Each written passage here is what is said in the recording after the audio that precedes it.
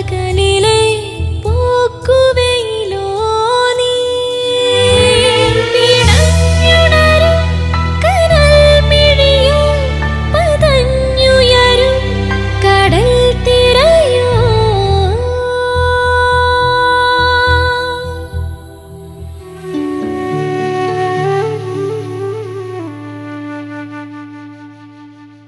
ഫോണിൽ വിളിച്ച് സുദീപിനെ ഭീഷണിപ്പെടുത്തുന്ന സിറിൽ. മാവേലിക്കരയിലെ സ്ഥലം വിൽക്കുന്ന കാര്യം സുദീപിനോട് പറയുന്ന ജയസുധ. അത് നിഷേധിക്കുന്ന സുദീപ്. എല്ലാവരും കൂടി ഒരുമിച്ച് താമസിക്കുന്നതിനെപ്പറ്റി ജയസുധയോട് പറയുന്ന സൗദാമിനി. അച്ഛൻ അതാണ് ഇഷ്ടമെന്നും പറയുന്നു. അത് ഇഷ്ടപ്പെടാതെ ജയസുധ. സുദീപ് കാരണം കണ്ണീര് കുടിക്കേണ്ടി വരുമെന്ന് ജയസുധയോട് പറയുന്ന സദാശിവൻ പിള്ള. ഇനി തുടർന്ന് കാണുക. സുദീപേട്ടാ, ഹാ ഇതുവരെ എണീറ്റില്ലേ? സമയം എന്തായെന്നറിയോ? സുദീപേട്ടാ, എണീക്ക് എണീക്ക്. ഈ ശീലം അത്ര നല്ലൊന്നുമല്ല. എണീറ്റ് ദേ ചായ കുടിക്ക്. ദാ പിന്നൊരു കാര്യം അറിഞ്ഞോ? ഞാൻ രാവിലെ അച്ഛന് ചായ കൊണ്ടേ കൊടുക്കാൻ പോയപ്പോ അച്ഛൻ എന്താ പറഞ്ഞെന്നറിയോ? എന്താ? അച്ഛൻ പോവാണെന്ന് മാവേലിക്കരയിലേക്ക്. പോവാണെന്നോ? അച്ഛൻ അവിടെ കിടന്ന് ചാവണോന്ന്. ഇനിയുള്ള കാലം സ്വന്തം മണ്ണി കിടക്കണോന്ന്. ഈ അച്ഛനിത് എന്തിന്റെ കുഴപ്പാ? അതെന്നെ എനിക്കും മനസ്സിലാവാത്തത്. ഈ വയസ്സാം കാലത്ത് മക്കളുടെ കൂടെ എവിടെങ്ങാനും കഴിഞ്ഞാ പോരെ? അവിടെ പോയി കിടന്ന് ആര് നോക്കാനാ? അങ്ങനെ ഒരു ആലോചന ഉണ്ടെങ്കിലേ അത് അപകടമാണെന്നാ ഞാൻ പറഞ്ഞത്. സുദീപേണൊന്ന് അച്ഛനോട് ചോദിക്കുന്നതാ നല്ലത്. അല്ല, ഇനി അങ്ങനെ എന്തെങ്കിലും വന്നാലേ അത് പ്രശ്നമാവത്തേ ഉള്ളൂ. അതുകൊണ്ടാ ഞാൻ പറയുന്നത് പറയണോന്ന്. ഞാൻ പറയാൻ ചെയ്സുതേ, നീ സമാധാനപ്പെട്. ഇതിന് നേരം കാലമൊക്കെ ഇല്ലേ? നേരോ കാലോ മുഹൂർത്തൊക്കെ നോക്കിയിരുന്നാലേ നമ്മുടെ കാര്യങ്ങളൊന്നും നടക്കില്ല. എല്ലാ കാര്യങ്ങൾക്കും വേഗം ഒരു തീരുമാനം ഉണ്ടാക്കണമെന്നേ യതിയെങ്കിലും സിറിലും പറയുകയും ചെയ്തു. ആര് പറഞ്ഞു? യതിയെങ്കിലും സിറിലും. അവർക്ക് ബാക്കി ഡോക്യുമെന്റ്സ് ഒക്കെ വേഗം ശരിയാക്കണ്ടേ? അതോടെ നമുക്ക് ഇപ്പൊ തന്നെ പോയി സംസാരിക്കാം. വാ, നമ്മൾ ചോദിക്കുന്നത് കടമൊന്നും അല്ലല്ലോ, അവകാശമല്ലേ? ഇതിപ്പോ രാവിലെ തന്നെ ഞാൻ എങ്ങനെ പറയാനാ? ഇങ്ങനെ ആവില്ല എന്റെ പൊന്നു സുദീപേട്ടാ. കുറച്ചും കൂടെ എനർജറ്റിക് ആവ്. ആ സിറിലെ കണ്ടു പഠിക്ക്. സിറിലൊരു കാര്യം മനസ്സിൽ വിചാരിച്ചാലുണ്ടല്ലോ അത് നേടിയിട്ടേ അടങ്ങും. സിറിലോട് സംസാരിക്കുന്നത് പോലും നീ എപ്പോഴും സിറിൽ ഇങ്ങനെ പറഞ്ഞോണ്ടിരിക്കണ്ട. അവന്റെ അവസ്ഥയല്ല എന്റെ. അയ്യടാ, എന്നിട്ട് ഇന്നലെ സിറില് പറഞ്ഞിട്ടാണല്ലോ തീരുമാനം മാറ്റിയത്. അതിന് കുഴപ്പമൊന്നുമില്ല. അപ്പൊ ഞാൻ പറയുമ്പോഴാ കുഴപ്പം.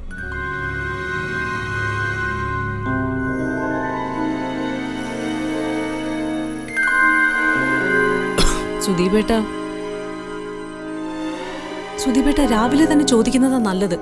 ഇപ്പോഴാണെങ്കിൽ രവിയേട്ടനുണ്ട് താഴെ. അവളെ ശുശ്രൂഷിക്കാനേ ഹോസ്പിറ്റലിലേക്ക് പോകാനുള്ള തയ്യാറെടുപ്പില്ലാതെ അവിടെ.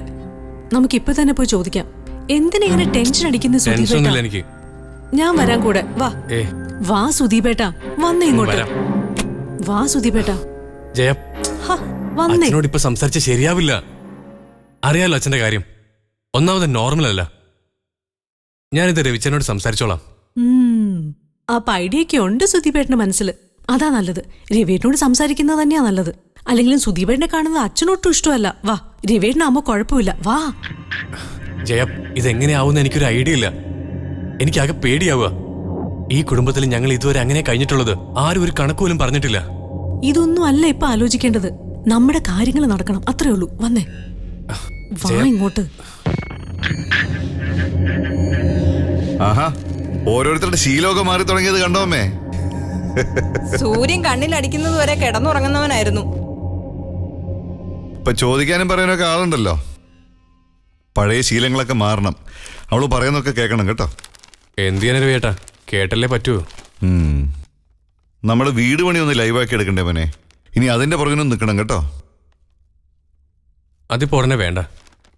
എന്തായാലും ഒരുമിച്ചല്ലേ താമസിക്കുന്നേ. നമുക്കത് പിന്നെ നോക്കാം. ഇപ്പം മനസ്സിലായി എന്തിനാ മോനിങ്ങനെ ഉഴപ്പുന്നേന്ന്.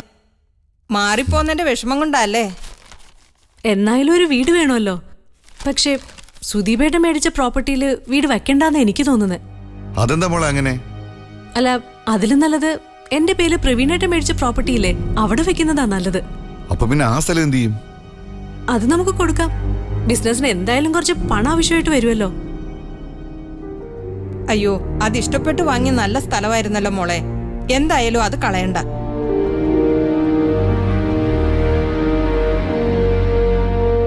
പുതിയ കാര്യങ്ങളൊക്കെ ആലോചിച്ച് വെച്ചു അല്ലേ? പിന്നൊരു കാര്യമുണ്ട്. നാടുതോറും ഇങ്ങനെ ചുമ്മാ കിടന്ന് കറങ്ങണ്ടല്ലോ. അല്ലേ? എനിക്ക് എനിക്ക് രവിയേട്ടനോട് കുറച്ച് സംസാരിക്കാനുണ്ട്. എന്നോട് നിനക്ക് എപ്പോൾ വേണമെങ്കിലും സംസാരിക്കാലോടാ. നീ ആദ്യം അച്ഛനോട് അവതരിപ്പിക്കുക. അച്ഛനല്ലേ ഇത് ആദ്യം അറിയിക്കേണ്ടത്. അതല്ലേ അതിൻ്റെ ഒരു ഗുരുത്വം. അച്ഛനോട് സംസാരിക്കാം, പക്ഷേ ആദ്യം രവിയേട്ടനോട്, പിന്നെ അച്ഛനോട് പറയാം. നീ കാര്യം പറ.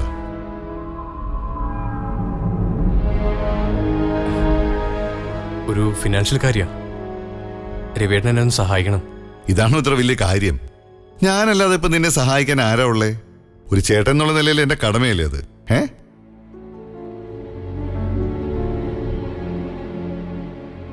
രവിയേട്ടനെ അറിയാലോ ഞാനൊരു ബിസിനസ് തുടങ്ങാൻ പോകുന്ന കാര്യം. ആധികാരികമായിട്ടൊന്നും അറിഞ്ഞില്ല. അത് കുഴപ്പമില്ല. ഞാൻ അറിഞ്ഞിട്ടും വലിയ കാര്യമൊന്നുമില്ലല്ലോ. IT ഫീൽഡുമായിട്ടുള്ള ബിസിനസ് അല്ലേ. പുസ്തകം നിന്ന് നടക്കുന്ന എനിക്ക് ഇതൊക്കെ അറിഞ്ഞിട്ട് എന്താ കാര്യം? എന്ത് തുടങ്ങിയാലും അത് നന്നായിട്ട് പോണം. നിനക്കും നിന്നെ ചുറ്റിപ്പറ്റി നിൽക്കുന്ന ആൾക്കാർക്കും അഭിമാനം തോന്നണം. അത്രേ ഉള്ളൂ. അതൊക്കെ അങ്ങനെ തന്നെയാ. ഒന്ന് എൻ്റെ ഫീൽഡ് IT സോഫ്റ്റ്വെയർ കമ്പനി, പിന്നെ ജയയുടെ ഇഷ്ടത്തിനൊരു ആൻറ്റി കമ്പയറിംഗ് റിസോർട്ട്, ടൂറിസ്റ്റ് സെൻ്ററാ, പിന്നൊരു കൺസ്ട്രക്ഷൻ കമ്പനിയും. ഇതെല്ലാത്തിനും നല്ല സ്കോപ്പാ. പ്രത്യേകിച്ച് ആന്റിക് എംപോറിയം കം റിസോർട്ട്. അതൊരു പുതിയ കൺസെപ്റ്റാ. A kind of new tourism promotion. ഇത് ആരുടെ ഐഡിയ? പ്രവീണിന്റെ ആണോ അതോ ജയയുടെ ആണോ? സിറിലും ചേട്ടനും കൂടി എല്ലാം പ്ലാൻ ചെയ്തത്. ആന്റിക് എംപോറിയം എന്റെ പ്ലാനാ. പിന്നെ എല്ലാത്തിനും യതിയങ്ങളുണ്ട്. എക്സിക്യൂട്ട് ചെയ്യാൻ ഓടി നടക്കാനേ സുധിപേട്ടന്റെ ഫ്രണ്ടില്ലേ സിറിൽ, മുമ്പിൽ തന്നെ ഉണ്ട്. സിറിലുണ്ടോ അതിനകത്ത്? അവനാളും എടുക്കനാ. എന്തായാലും നല്ല ഐഡിയ. പിന്നെ ഇതിനൊക്കെ നല്ല ഇൻവെസ്റ്റ്മെന്റ് ആവൂലേടാ. അതെങ്ങനെ മീറ്റ് ചെയ്യപ്പോ? പ്രവീണിന്റെ ഫണ്ടാ? ചേട്ടൻ ഒറ്റയ്ക്ക് ചെയ്യാനാ പ്ലാൻ ചെയ്തത്. പക്ഷേ അതുകൊണ്ട് നമുക്ക് ഗുണമില്ലല്ലോ രവിയേട്ടാ. സുധിപേട്ടന് എന്തെങ്കിലും ഒരു ഗുണം വേണ്ടേ? അത് ശരിയാ. ഇനിയിപ്പോ എന്താ ചെയ്യാ? ഞാനെന്തായാലും ഇനി പുറത്തൊന്നും ജോലിക്ക് പോകുന്നില്ല. ഇവിടെ തന്നെ സെറ്റിൽ ചെയ്യാൻ പ്ലാൻ. അത് നന്നായി. നല്ല രീതിയിൽ ശ്രദ്ധിച്ചു പോയാൽ കമ്പനി നന്നായിട്ട് പോവുമല്ലോ. അവരുടെ പ്രോജക്റ്റിൽ എനിക്കൊരു ഇൻവെസ്റ്ററായിട്ട് ജോയിൻ ചെയ്യാൻ താല്പര്യമുണ്ട്. അതുകൊണ്ടാണ് ഞാൻ രവിയേട്ടനോട് സഹായം ചോദിച്ചത്. അതിനിപ്പോ എന്താന്ന് വെച്ചാൽ ചെയ്യാലോ. കയ്യില് നല്ലൊരു തുക ഉണ്ടായിരുന്നു. അതിൽ നിന്ന് കുറച്ചെടുത്താ നിനക്ക് ആ സ്ഥലം മേടിച്ചത് 10 സെന്റ്. പിന്നെ ബാക്കി എന്റെയും സബിയുടെയും കൂടെ അക്കൗണ്ട് നോക്കിയാൽ ഒരു 10-60 ലക്ഷം രൂപ ആണ്. പിന്നെ സബിതയുടെ ഗോൾഡും. അതിപ്പോ നമുക്ക് എന്താന്ന് വെച്ചാൽ അങ്ങ് ചെയ്തുകൂടെ?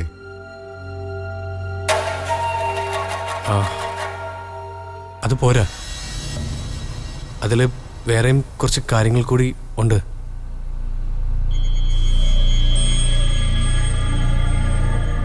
രവിയേട്ടാ ഒന്ന് വന്നേ. നാവാ.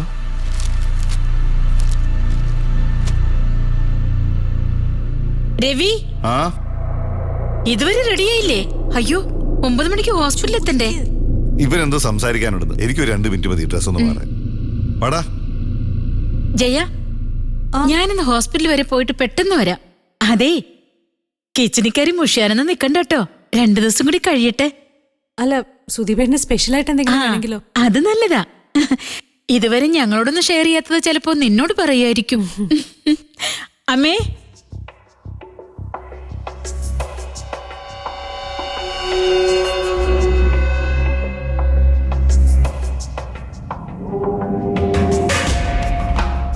എന്താടാ?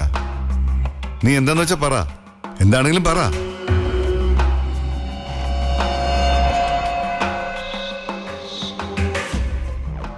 രവിയേട്ടാ, ബിസിനസ്സെല്ലാം കൂടി നല്ലൊരു ഇൻവെസ്റ്റ്മെന്റ് ഉണ്ടാവുമല്ലോ. സ്വാഭാവികമായിട്ടും അതുണ്ടാവുമല്ലോ. ഞാനിപ്പോൾ ആലോചിക്കുന്നത്, നിന്റെ മനസ്സിൽ എന്തെങ്കിലും ഉണ്ടെങ്കിൽ നീ അത് പറ. ഞാൻ ആലോചിച്ചിട്ടിപ്പോ ഒരു വഴിയേ കാണുന്നുള്ളൂ. നമ്മുടെ മാവേലിക്കരയിലുള്ള തറവാട് അതങ്ങനെ വെറുതെ കിടന്ന് കാടും കയറി നാട്ടുകാരും കയറി നശിപ്പിച്ചോണ്ടിരിക്കല്ലേ. നമുക്കത് ഏതെങ്കിലും രീതിയിൽ ഉപയോഗിച്ചൂടെ? അതിനാണെങ്കിൽ ദിവസം കൂടുന്തോറും വില കയറിക്കൊണ്ടിരിക്കേ. അതൊരു നിസ്സാര സ്ഥലമല്ലല്ലോ. ചരിത്ര പ്രാധാന്യമുള്ള മണ്ണല്ലടാ. ദിവസം എത്ര ബ്രോക്കർമാരെ വിളിക്കണമെന്നറിയാമോ? പൊന്നും വില കൊടുത്ത് എടുക്കാനാവുണ്ട് അവിടെ. നമുക്കത് എന്തെങ്കിലും ചെയ്ത് കാര്യങ്ങളൊക്കെ ഒന്ന് നേരെയാക്കാൻ പറ്റുമോ? എടാ മോനെ, നിനക്കറിയാലോ അച്ഛൻ അതിന്റെ കാര്യത്തിൽ എടുത്ത തീരുമാനങ്ങൾ. എനിക്കറിയാം. നമ്മുടെ കൂടെ ജീവിക്കാനുള്ള ആഗ്രഹം കൊണ്ടാ അച്ഛൻ ആ മണ്ണ് വിട്ട് ഇവിടെ വന്നത്. ഇപ്പോഴും അച്ഛന്റെ മനസ്സ് അവിടെ തന്നെയാ. അച്ഛന്റെ കാലശേഷം ആ മണ്ണി കിടത്തണമെന്നാ പറഞ്ഞിട്ടുള്ളത്. അത്രയും ബന്ധമുണ്ട് ആ മണ്ണുമായിട്ട്. മാത്രമല്ല, അച്ഛന്റെ കാലം കൂടെ കഴിഞ്ഞാൽ ആ സ്ഥലം നമ്മളല്ലേ നോക്കി നടത്തേണ്ടത്. പിന്നെ ഈ ജോലി തിരക്കൊക്കെ കഴിഞ്ഞ് നമ്മുടെ വയസ്സാം കാലത്ത് തിരിച്ചു ചെന്നൊന്ന് വിശ്രമിക്കാൻ, ശിഷ്ടകാലം ജീവിക്കാനും ആ മണ്ണ് തന്നെ വേണ്ടടാ. എന്റെ ആഗ്രഹം അത് തന്നെയാ. അതൊന്നും എനിക്ക് അറിയാത്തല്ലോ രവിയേട്ടാ. മോനെ, അത് മാത്രമല്ല, അച്ഛൻ നമ്മുടെ കൂടെ ഉള്ളപ്പം ആ മണ്ണ് ഭാഗം പോലും ചേരുന്ന അച്ഛന്റെ ആഗ്രഹം. കാലശേഷം നമ്മുടെ പേരിലാണ് വിൽപ്പത്രം എഴുതി വെച്ചിരിക്കുന്നേ. അത് പിന്നെ കാലശേഷം വരെ പോണോന്നാ ഞാൻ ചോദിക്കുന്നേ. മോനെ, കാലശേഷമാണെങ്കിലും അത് നമുക്ക് രണ്ടുപേർക്കുള്ളതല്ലേ. വേറെ അവകാശം ചോദിക്കാൻ ആരും ഇല്ലല്ലോ. അത് നമുക്ക് തന്നെ അനുഭവിക്കാമല്ലോ. അത് ഷെയർ ചെയ്യുന്നത് കുറച്ച് നേരത്തെയാണെങ്കിൽ. നീ എന്താ ഈ പറഞ്ഞു വരുന്നേ? ഞാനിപ്പോൾ അച്ഛനോട് പോയി ചോദിച്ച് അത് ഷെയർ ചെയ്യാനോ? അല്ലാതെ പിന്നെ ഞാൻ എന്ത് ചെയ്യാനാ? എന്താലോചിച്ചാ നീ പറയുന്നേ? രവിയേട്ടാ, ഞാൻ എന്തായാലും അവിടെ താമസിക്കാനോ വീട് പണിയാനോ ഒന്നും പോകുന്നില്ല. പിന്നെ എനിക്കിപ്പോ പണാ വേണ്ടത്. അതിനതൊന്ന് വിറ്റേ മതിയാവൂ. വിൽക്കാനോ? നീ എന്താടാ ഈ പറയണേ? അതെ, വിൽക്കാം. മൊത്തം സ്വത്ത് എന്റെയും രവിയേട്ടന്റെ പേരിൽ ഭാഗം ചെയ്തിട്ട് നമുക്കത് കൊടുക്കാം. ഹേ, ഇതങ്ങനെ നിസ്സാരമായിട്ട് ഷെയർ ചെയ്ത് വിൽക്കാൻ പറ്റുന്ന സ്ഥലമല്ല. നൊസ്റ്റാൾജിയുള്ള സ്ഥലമല്ലേ. നമ്മുടെ അമ്മ ഉറങ്ങണ മണ്ണല്ലേ. പരദേവതകൾ വസിക്കുന്ന കുടുംബക്ഷേത്രമുള്ള മണ്ണാ. അതങ്ങനെ വിൽക്കാനൊന്നും പറ്റില്ല. ഇതൊന്നും പറഞ്ഞ് എന്റെ കാര്യങ്ങൾ നടക്കില്ല രവിയേട്ടാ. ഇതൊക്കെ വെറും വിശ്വാസങ്ങളല്ലേ. ആ മണ്ണിൽ എത്ര കാലം ഇനി പൂജയും മന്ത്രമൊക്കെ ആയിട്ട് കഴിയും? നീ വെറുതെ മണ്ണിനെ ധിക്കരിക്കല്ലേ. കച്ചവടക്കാരന്റെ മനസ്സോടെ നിൽക്കാതെ തറവാട്ടിലൊരു അവകാശിയായിട്ട് നിന്ന് കാണാമെന്ന്. അപ്പം നിനക്ക് മനസ്സിലാവും. ആ മണ്ണിനൊരു ചരിത്രമുണ്ട്, ആത്മാവുണ്ട്, ജീവിതമുണ്ട്. അതുകൊണ്ട് അതങ്ങനെ വിറ്റ് നശിപ്പിക്കാനൊന്നും പറ്റില്ല. അത് ഷെയർ ചെയ്യാൻ പറ്റില്ല. അത് തെറ്റാത്. രവിയേട്ട, അത് അവിടെ വെറുതെ കിടന്ന് നശിക്കല്ലേ. ആർക്കൊരു പ്രയോജനം ഇല്ലല്ലോ. നമ്മൾ എന്തായാലും അവിടെ താമസിക്കാൻ പോകുന്നില്ല. പിന്നെ അച്ഛൻ അത്ര അത്യാവശ്യമാണെങ്കിൽ അതിന്റെ മൂലയ്ക്ക് നമുക്കൊരു 10 സെന്റ് മാറ്റിയിടാലോ. അതൊന്നും ശരിയാവില്ല പൊടിമനെ. രവിയേട്ട, ഇനി അതല്ല, നിനക്കത് ഷെയർ ചെയ്തേ പറ്റുള്ളെങ്കിൽ അച്ഛന്റെ കാലശേഷം മാത്രം. അന്ന് നീ ചെയ്തോ, നിന്റെ മനോധർമ്മം പോലെ ചെയ്തോ. ഇപ്പൊ ഏതായാലും അത് നടക്കില്ല മോനെ, നടക്കില്ല. അത് നടക്കില്ല. അത് ശരിയാവില്ല. ശരിയല്ല അതൊന്നും.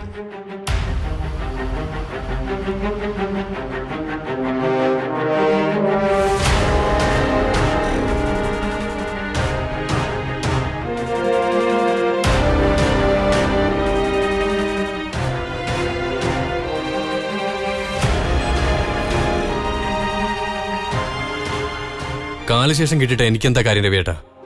എനിക്ക് പണത്തിന്റെ ആവശ്യം ഇപ്പോഴാ. ഇപ്പൊ കിട്ടാത്ത പണം പിന്നെ കിട്ടിയിട്ട് എന്താ കാര്യം? രവിയേട്ടൻ എന്റെ അവസ്ഥയൊന്ന് മനസ്സിലാക്കുക. നമുക്ക് ആ പ്രോപ്പർട്ടി ഡിവൈഡ് ചെയ്ത് ഒന്നിച്ച് വിൽക്കാം. നല്ലൊരു തുക കിട്ടും. രവിയേട്ടന്റെ ഷെയർ ഞാനങ്ങ് തരാം.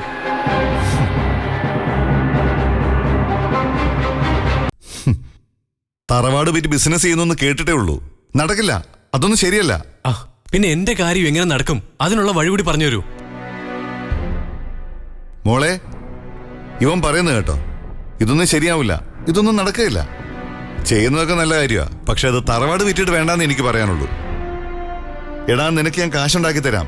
എന്റെയും സബിതയുടെയും കയ്യിലുള്ളതൊക്കെ നുള്ളിപ്പെറുക്കി ബാക്കി ലോൺ എടുത്താണെങ്കിലും ഞാൻ നിന്നെ സഹായിക്കാം.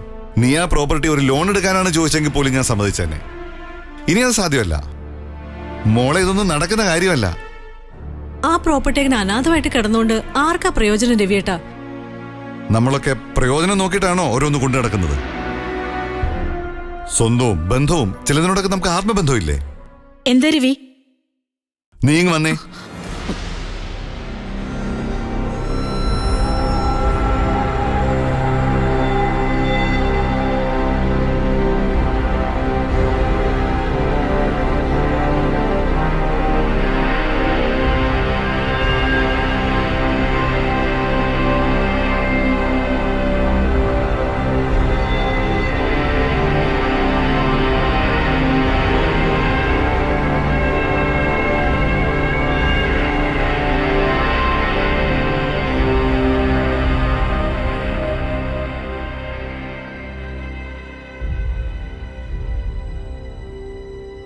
ഒരു വീട്ടിൽ വന്ന് കയറുന്ന പെണ്ണിന് ചില ഉത്തരവാദിത്വങ്ങളൊക്കെയുണ്ട്.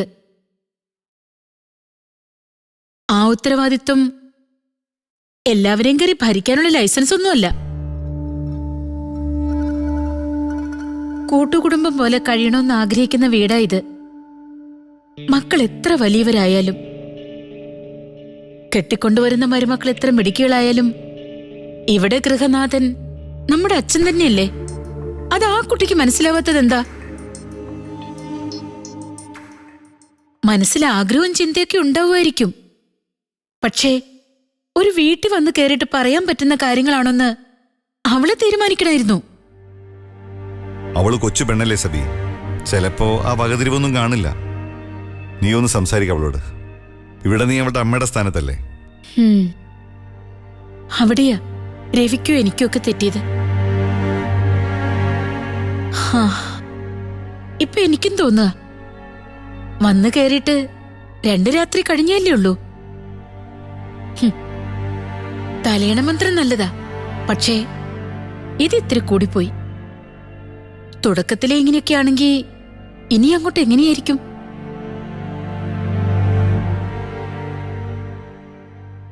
ജയസുധ ജലജേച്ചിയുടെ മോളല്ലേ. ഇതും ഇതിനപ്പുറമൊക്കെ പ്രതീക്ഷിച്ചാ മതി.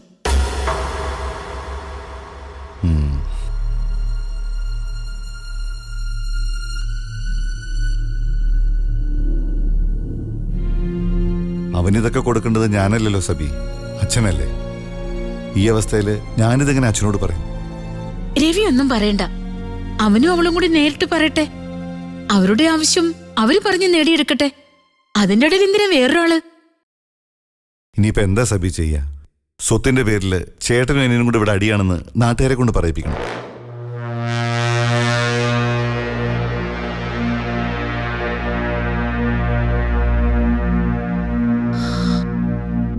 ഇനി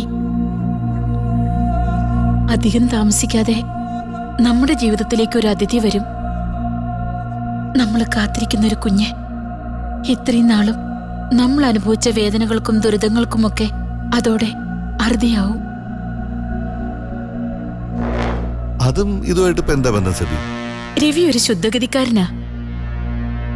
മനസ്സിലെ വളഞ്ഞുവിടി ചിന്തിക്കാനും അറിയില്ല. പക്ഷെ ഇന്ന് പൊടിമോൻ ഷെയർ ചോദിച്ചതിൽ എന്തോ ഒരു അപകടം ഞാൻ കാണുന്നുണ്ട്. പൊടിമോൻ ഒരിക്കലും ഇപ്പൊ ഇങ്ങനെ ചോദിക്കാൻ ഒരു സാധ്യതയും ഇല്ല. അപ്പോ ഉറപ്പായിട്ട് ഇതിന്റെ പിന്നിൽ മറ്റാരും ഉണ്ട്.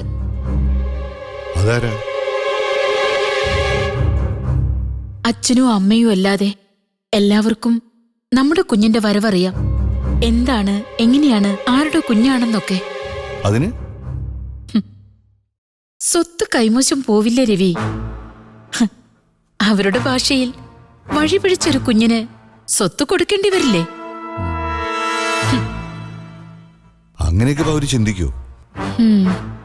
യതീന്ദ്രൻ ചേട്ടൻ അവരുടെ കൂടെ ഉണ്ടെന്നുള്ള കാര്യം മറക്കണ്ട. വക്രബുദ്ധിക്ക് പേര് വെച്ചതാ അഡ്വക്കേറ്റ് യതീന്ദ്രൻ. അറിയാലോ, അതിന് വളരെ പ്രശസ്തനുമാണ്. നമ്മൾ ഉടനെ ഒരു വക്കീലിനെ കാണണം.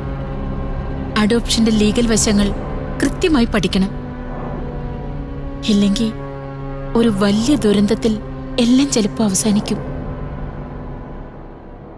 നമ്മൾ ഈ ഓമനിച്ച സ്വപ്നങ്ങളൊക്കെ പാഴായി പോകും.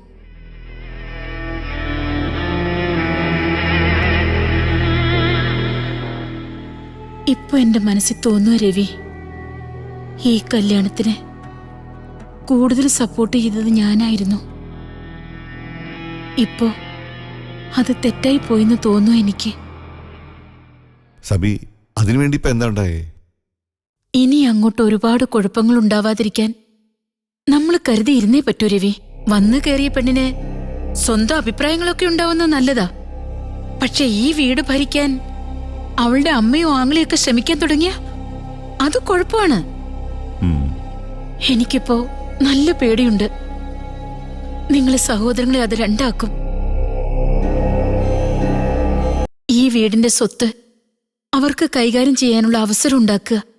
അതിന് ഈ ബിസിനസ്സും കാര്യങ്ങളൊക്കെ ആയിട്ട് വന്നിരിക്കുന്നത്. സബി, അങ്ങനെയൊന്നും താൻ കടന്ന് ചിന്തിക്കാതെ.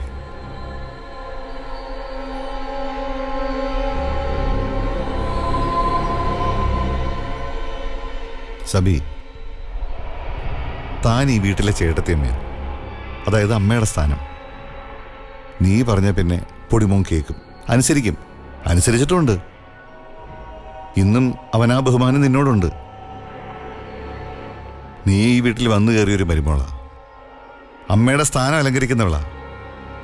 ആ സ്ഥാനത്ത് നിന്നുകൊണ്ട് നിനക്ക് പൊടിമോനെ നിയന്ത്രിക്കാൻ പറ്റും. അവന്റെ ഭാര്യയെ നിനക്ക് നിയന്ത്രിക്കാൻ പറ്റും. പറ്റും സബി, പറ്റും സബി. രവി പറഞ്ഞ സ്ഥാനം അവളെനിക്ക് കൽപ്പിച്ചു തരണമെന്നില്ലല്ലോ.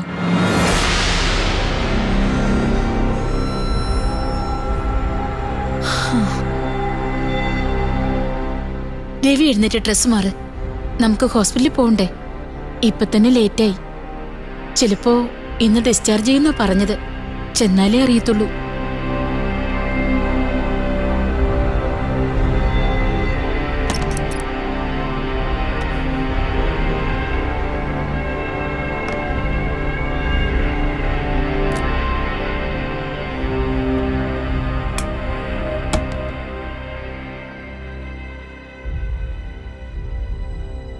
അമ്മേ, അമ്മേ, ഞങ്ങൾ ഇറങ്ങാ. എന്താച്ചാ? ഞാനും വരുന്നു. എങ്ങോട്ടാച്ചാ? ഹോസ്പിറ്റലിലേക്ക്. എനിക്ക് അവളെ ഒന്ന് കാണണം. അത് ശ്രുതിക്കിപ്പോ കുഴപ്പമൊന്നുമില്ല. റൂമിലേക്ക് മാറ്റി. ആരാ അവരുടെ സഹായത്തിനുള്ളത്? ഞങ്ങളൊരു ഹോം നേഴ്സിനെ ഏർപ്പാടാക്കിയിട്ടുണ്ട് കൂടെ നിൽക്കാൻ. ഹോം നേഴ്സിനെ നിങ്ങൾ നിർത്തിയോ അതോ അവളുടെ ഭർത്താവ് ജയകൃഷ്ണൻ നിർത്തിയോ? അത്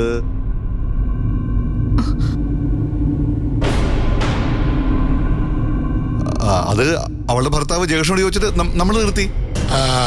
അപ്പൊ ജയകൃഷ്ണനോട് ചോദിച്ച് അനുവാദം വാങ്ങിച്ചു. ശ്രുതിയുടെ ചേച്ചി സുരഭി, അവരാരും അവളെ അന്വേഷിച്ചില്ലേ? അതോ നിങ്ങളാരും അവരെ അറിയിച്ചില്ലേ? അച്ഛാ, അവര് സുരഭി ഇവിടെ ഇല്ലല്ലോ, വിദേശത്തല്ലേ. പിന്നെ ബന്ധുക്കാര് കുറച്ചു പേര് ആശുപത്രിയിൽ വന്നു നിന്നും ഒക്കെ പോയി. ഓ, ഇപ്പം വേണ്ടപ്പെട്ടവരും ബന്ധുക്കളും ഒക്കെ ഉണ്ട്. എന്നാലും സ്വന്തക്കാരെന്ന് പറയുന്നവരാരും വന്നില്ലയോ? ഭർത്താവും അടുത്ത ബന്ധുക്കളും ഒന്നും. സൗദേ, അവളുടെ വയറ്റിൽ കിടക്കുന്ന കുഞ്ഞിന്റെ തന്ത രണ്ടിനെ ഉപേക്ഷിച്ചു പോയോ?